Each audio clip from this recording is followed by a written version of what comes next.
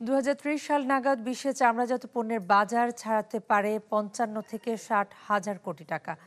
বিশেষজ্ঞদের মতে খাতটিতে প্রযুক্তির ব্যবহার নিশ্চিত করার পাশাপাশি সমস্যার সমাধানে হাতছানি দিচ্ছে রপ্তানিতে নতুন সম্ভাবনা। বিশ্বে চামড়াজাত পণ্যের বাজার প্রায় 40,000 কোটি টাকার। 2030 সালের মধ্যে যা বেড়ে 55 থেকে 60 হাজার কোটি টাকায় উন্নীত হওয়ার সম্ভাবনা রয়েছে। তবে এর একেবারেই নগণ্য হিস্সা বাংলাদেশের। ইপিবির তথ্যে দেখা যায়, গেল অর্থ বছরে দেশ থেকে চামড়া ও চামড়াজাত পণ্য রপ্তানি হয়েছে প্রায় 1100 কোটি ডলারের, বিপরীতে আমদানি হয়েছে 1200 কোটি ডলারের মতো।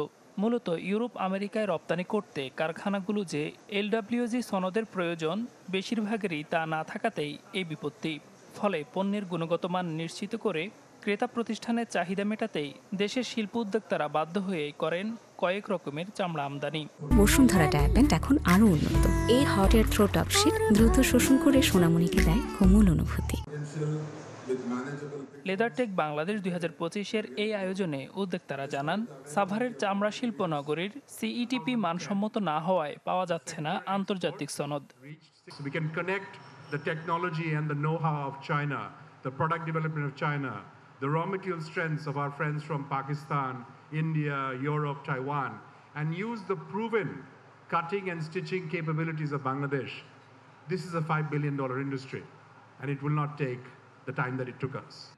আয়োজনে বিডার নির্বাহী চেয়ারম্যান বলেন, তৈরি পোশাকের বাইরে যে রপ্তানি খাতকে এগিয়ে নিতে বড় সম্ভাবনা রয়েছে চামড়া শিল্পে। চামড়া শিল্পের এই অবস্থানটা আমাদেরকে আসলে গ্লোবাল মার্কেটে শক্ত করতেই হবে, এবং এটার আমি এখন পর্যন্ত আমার যে স্বল্পলব্ধ জ্ঞান তাতে আমার মনে হয় না যে আরএমজি সেক্টরের পরে চামড়ার চেয়ে আর কোনো বেটার সেক্টর আমাদের হাতে আছে যেটাকে আমরা ওই লেভেলে নিয়ে যেতে পারবো। রাজধানীর বসুন্ধরা কনভেনশনে অংশ নিয়েছে প্রায় 200 প্রতিষ্ঠান। দিলওয়ার হোসেন দোলন, চ্যানেল 24, ঢাকা।